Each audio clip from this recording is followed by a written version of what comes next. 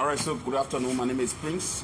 Work for Pram FM and focus on Liberia. I'm here with a few colleagues from the Spoon Network, Sylvester Choloplay, and also Sylvester Tamba from OK FM. We are in this conversation with Lofa County, for lack of a better word, outgoing Senator Steve Zargo. He contested, he took part in the elections back in Liberia. Senator Zargo, welcome to the media. How are you doing? Thank you so much for having me. Thank you and welcome to my place. I'm okay. I'm back from a tough elections campaigning, and then I think the result now is well documented. You all have all of the information. We did not make it to the grand finale, and we've called those who want to congratulate them. I spoke to the presumptive winner, Cyrus Momo, congratulated him. I also spoke to Thomas Fala from District Number 1, spoke to Sefa Oto from District Number 2.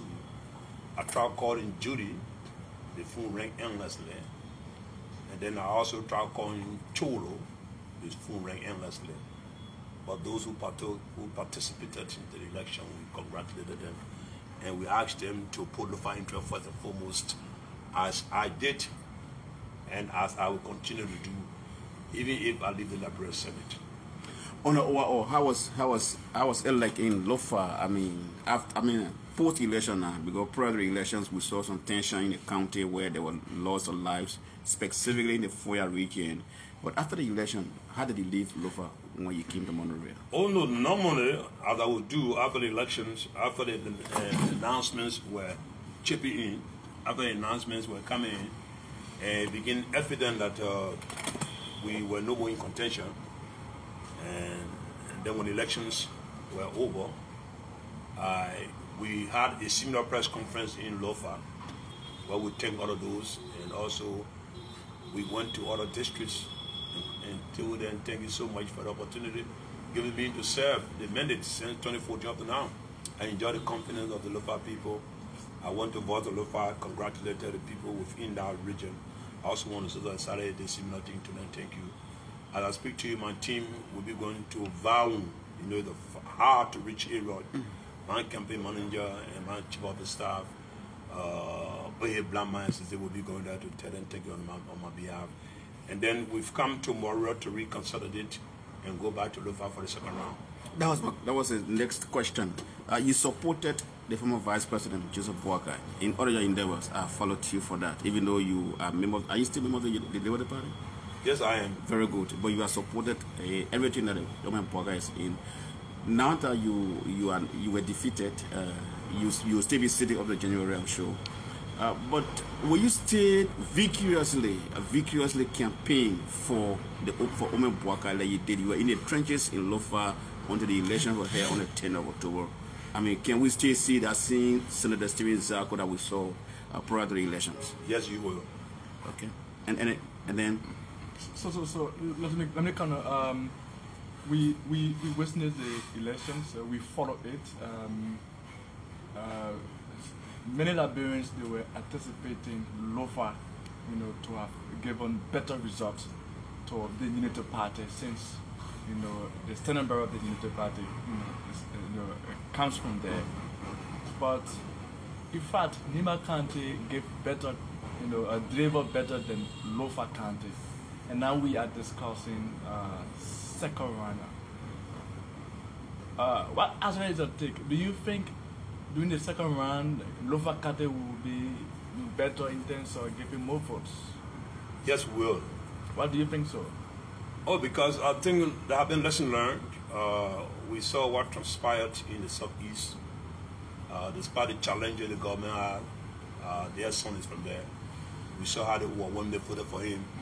Though there are ongoing investigations as to the number that came from there, the way from money which it came, there are those who still raising eyebrows, who think certain things went wrong. That investigation is ongoing. But how be it, the way the Southeastern voted, I think Lofa will have to double up. This is why we are prepared to go back to Lofa to ensure that happens. So my question is, I want to be for you to be clear, right? My question is, why it is that Lofins did not really get more votes compared to other counties, the neighbor counties, there where Ambassador Joseph Walker came from. So one of we the expected, factors. the public expected, you know, more votes from Lofa county than even the neighbor county.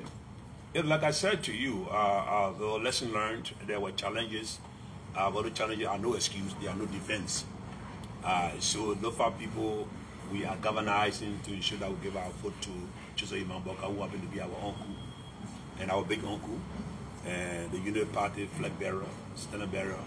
So you can be assured that Lofa will rally the vote. I will put away our differences. There were those, and now you don't have representatives in the election, you don't have senators in the elections, you don't have competing interests.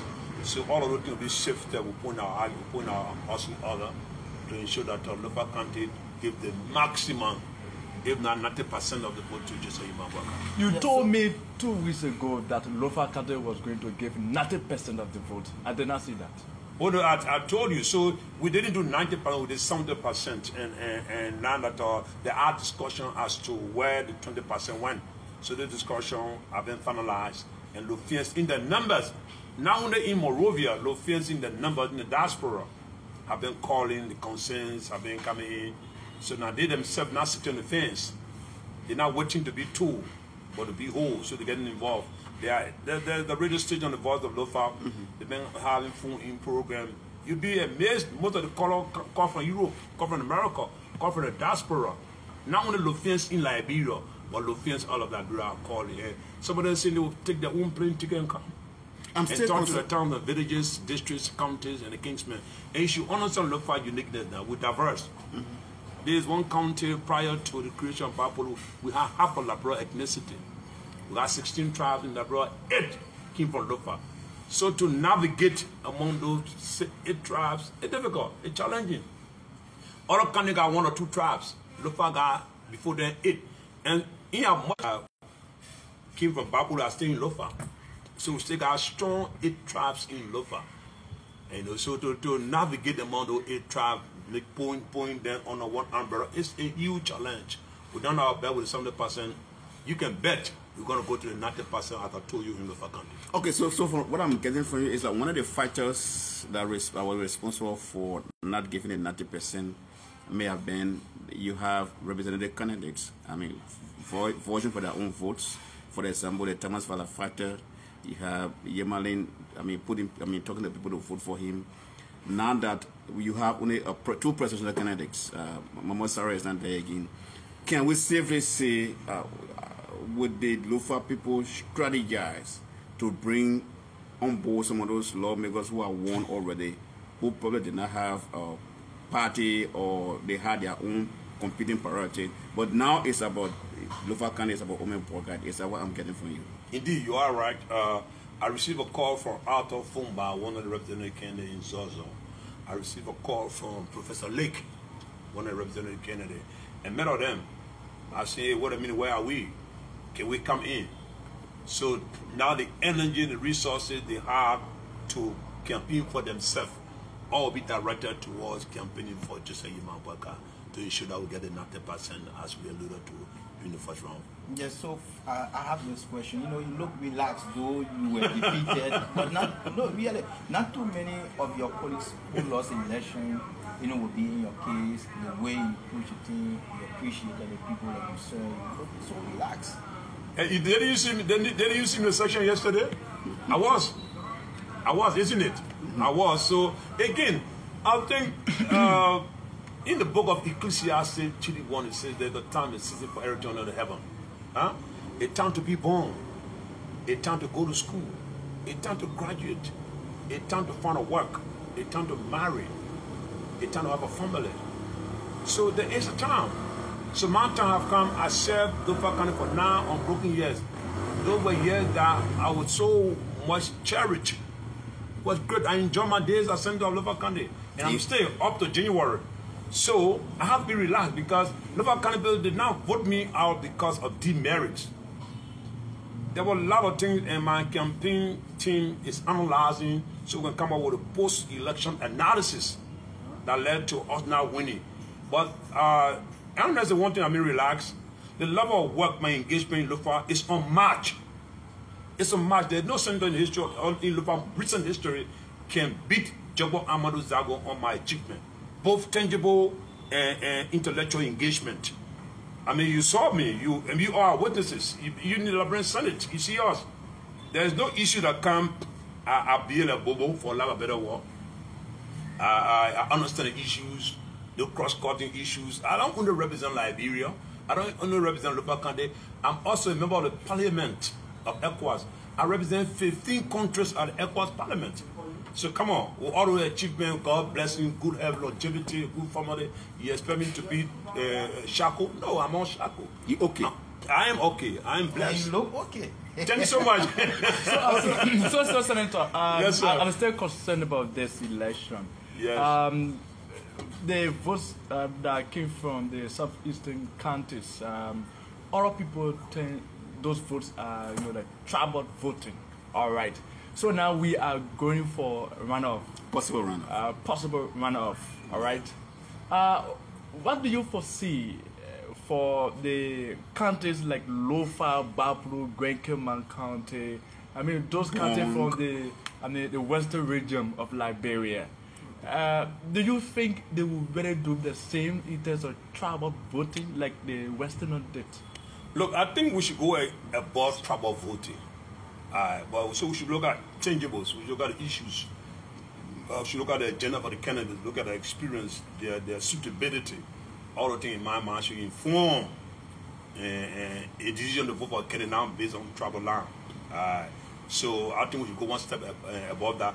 Though it's hard to rule out, but that should be the fundamental, the cardinal issue. So, but you can be the show that are different enough in the Western, we should vote for Joseph Walker. And I think the team, the Unity Party team, the Joseph Walker, the rescue team, need to go one step further to also go to the Southeast. Not all the Southeastern are not just happy. They have some 6 years rule, they not leave, they challenge ourselves. Mr. President come to Lofa County, he got stuck between Onjema and Zozo. I'm told he got stuck somewhere in Sando. The issues are the same. So it just go beyond tribal line. 16 ethnicity in Liberia. This is a small country. This is a small country. So we shouldn't vote based on tribal line. We should vote based on competence, suitability, and knowledge.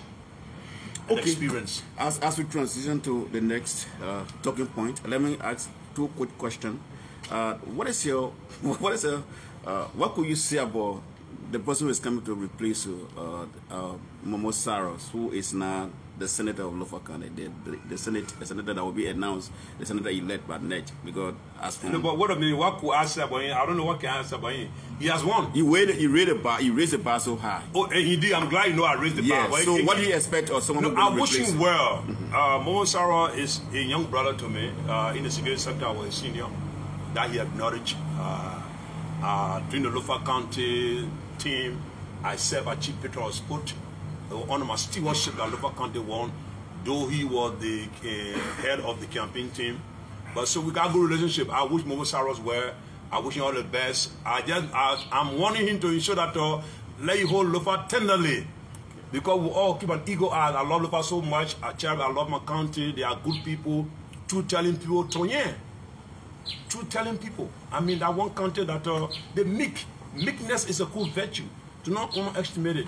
And storming my toe doesn't mean I'm out. So I wish him well. I am available to help him if he needs my help. I wish him and all of those who won the representative position, I wish them the best of luck. So you speak like someone who has an interest to contest the next time. When do we expect to see Senator Zargo? Oh no, you see, local culture is such that you can't say this is what I want. Okay. It level the people that made a determination. The Appeton fighter, Edward Appeton, one of the presidential candidates on #1 of the ballot paper, surprisingly emerged to take the third place in the presidential race. Is that something that surprises you? That's one. Two, people are saying the votes were obtained by him maybe are not real. What do you make of that? And I can't speak to that. I don't work for NEC, and so it will be foolhardy for me to conclude on this. So now that is narrowing down to Joseph Imamboka and George Manuel, there will not be any other person that will alter the chance of any of them winning. And we're praying and hoping that Chief Imam emerge as the next president of Liberia. Nanda will be only 2 now. So many of our older people, many are physically challenged, who saw it difficult to identify because the ballot papers at times were not that visible, they were not that clearer, and were bulky, almost 20 plus presidential candidates in some areas. In Lofa, 7 senators, in some districts, 8 to 11. So that was huge. Now it reduced to 2. We will hope that the issue of appetite or any other destruction won't be a factor. All right, so the second talking point or the second aspect of this interview is that you come from a security background. Currently, you are the chair on security, defense, intelligence at the Senate. But one of our colleagues in the media, April Cousin Wayan, had this allegation on the against the Chief of Staff of the Armed Forces of Liberia, Major General Prince C. Johnson, that he's decommissioning, officers of the AFL.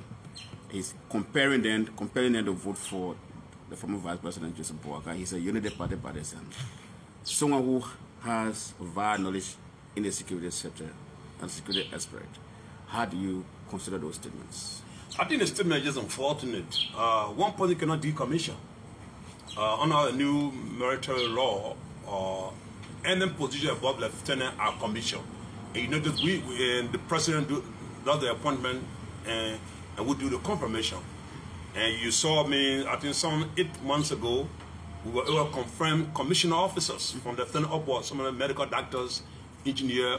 That was fantastic. That was our new law. So one person, even this commander-in-chief himself will now unilaterally commission or decommission. So how we want to accuse the chief of staff of decommissioning something? I think he went one step beyond his journalistic creed, and I think the president of Liberia need to punish him for that. That was wrong. And we've listened to him 1 or 2 occasions. It's not his first time. It's unfortunate. You can't do that in other countries. The military for good. The young boys have done their best, and they keep doing their best. So if you don't want to get them the flower, leave them. That is a military that the institution is older than all of them. I mean, we had a frontier force, now we got the armed forces. A little was 60 years. None of the boys, they are 60 years. So they're trying their best. That's a force for good. I think it's unfortunate in this kind of time. It's unfortunate to have a journalist of that type using his capacity, using the airwave to spill off those kind of misinformation, disinformation is uncalled for, and President of Liberia need to take an action against him. He comes from an institution, a radio station that belongs to the Deputy for Operation of the NSA, the Secret Service. What volume does it speak? No, I know what you call Secret Service. The NSA is not Secret Service. Okay, the National Security Agency does a lot of covert investigation, and to have a deputy director of that institution who is said to be the owner of that radio station behave in the way they behave, I think it's uncalled for, it's unethical. That's an ethical breach. It violated standard operation procedure, it violated the rule of engagement. If you are a deputy NSA boss and you think that you have an intel on the chief of staff, there are remedies. NSA does that. NSA got an unbroken chain to the CIC, the commander-in-chief. NSA got an unbroken chain to the National Security Advisor to the President. Let's agree you don't want to go to the Minister of Justice, the Attorney General. You have those chains. Why didn't you utilize your deputy director? If you got the information and they are warranted, they are substantial, channel it to the National Security Advisor. Or you come meet the chair of the Committee on Defense. This is the biggest committee in the House, a committee comprising of all the counties. If we have the information, we are summoned. The chief of staff, I have always done that. And he will never tell me no. So it's unfortunate. Then to have him, I think he's here in high standard. It's unfortunate that his radio station is doing this. And then he, as deputy director for NSA, is uncalled for, it's unethical, it's a breach. Has it caused any embarrassment for the army? Look, I'm not in the military to know, but I know the military won't take it lightly. I mean, you can have the young boys, the young folks sacrificing the force for good. And analysis, a performance appraisal have been done in our security architecture. They have been established that the AFL is probably one of the best for now. I mean, maybe after the AFL, maybe the National Security Agency. Those two security architecture are higher standard than where we found others. So if there is an issue, raise it. We found a solution, but not to go use your position as a journalist to just, and then most besides, like I said, most importantly, it's owned by, I'm told it's owned by a deputy director of NSA. It's unfortunate because you got remedy at law. You got opportunity where you sit, if you got that kind of information, they are intel. And intel are information with value added. So the value added information give to the CIC, the commanding general. He's the commanding general in China, see what the military is doing. But they are not true. That's why you go on the radio and say it. I think it's uncalled for. The military has and continue to do their best. That's why they are called the military, the force for good. And civilian will say, civilian in the generality appreciate the military. I, a child, competent defense, security, intelligence, I enjoy working with the military, and I don't want to believe that the military will get involved. This is to talk about the chief of staff or the defense minister. So, Senator, you have more experience from the civil background. The statement from the journalist doesn't really have, consequences, on the AFL and EB on itself. And what does the law say if you have a citizen or a professional like him as a journalist, throwing jabs, at armed individuals? No, but again, you are a journalist. What the PUL says about it? When the journalists behave the way they behave. I'm asking you for but that's an ethical transgression. That's an ethical transgression. So you should have, the PUL should be able to take an action against him. From a national security standpoint, yes, it's embarrassing because our military is not just a military that is stationed in Liberia. We got military deployed in South Sudan, or we were in the Mali, Timbuktu, other things. So we are a member of the regional military in West Africa and the AU. So when you start to make those kind of accusations against the military, you're diminishing the status and their respectability among the other colleagues. It's uncalled for. So I'm asking, I come in what I mean, it's uncalled for, and I think an action needs to be taken. And I'm just hoping that the military and all the Ministry of Justice, since there is not a court martial, can look into this and see if we can remedy it and ensure that it doesn't happen again. Especially on the heel of a critical election. There's one time, can you imagine? This country is divided. 44% one side, 44% we got 43.something%. Let's just round it up. 44% one side, 44% one side. The country is hugely divided. We all have a responsibility in this country. The utterances we make, the comment we make, the action we take should be toward ensuring we sustain the peace. Liberia is in transition. We are at a crossroad. Let's maintain this peace here. If we don't maintain the peace, you and I won't sit down here today and have the kind of interview. So those who are involved in the kind of uncalled for attitude need to stop or to be there with and there with the side. So I'm asking this question. Don't you think his statement should have been investigated before maybe any action it can be taken against him? Or because looking at where he works, from an institution that is owned by a professional security personnel, all right, and he just saying making such statement. Do you think he just woke up and then tried to just say maybe for popularity or just to I cannot speak for him. And again, yeah, so, I cannot speak for him, but I think the point you're driving here, you're right. There should be a correlation between the person you work for and the institution. Because the argument that the National Security Deputy Director owns that radio station. He might have given some information. Okay, you're right. So I'm hoping that the National Security Advisor to Mr. President, Jefferson Camo, will take seize of this, or the Ministry of Justice will take seize, and all the military may want to. And again, the military is already annoyed, so they can be the referee and the player. You don't want to leave for the military. So I'm using the opportunity to call on the National Security Advisor, to the President, the Ministry of Justice, even maybe the committee too could take seize if those two institutions will sit by idly. But I'm told that they're not sitting by idly, they engage him, and they also engage with the President. Let's hope, like I said earlier, a better jaw than war, especially in this kind of critical moment where the country is divided. 44% one side, 44% one side. Any trigger ain't going to be good for the country in the critical moment. So I think I have said it. Let's hope that the necessary actions will be taken so that we nip the thing and nip it for good. Okay, as we conclude, we told that the deputy for operation Sanya was summoned into a high-profile joint security meeting, and that was on yesterday. He has spoken with other people in the media that he was humiliated. But beyond that, others Liberians are calling for the closure of the institution. That is an option to consider. But I'd like to know, do you think summoning for or whosoever might be attached to the statement for just meeting, do you think we should go beyond that? Look, you are a journalist. Let the press union regulations apply. Okay. And then, like I said, the National Security Council should take seats, or the Minister of Justice. A little bit too early. Let's see what they will do about it. Today is Friday.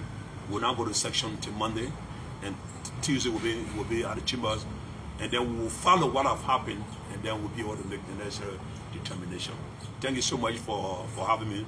Thank you so much for coming over. I think the issue you keep. Well, you are now completed.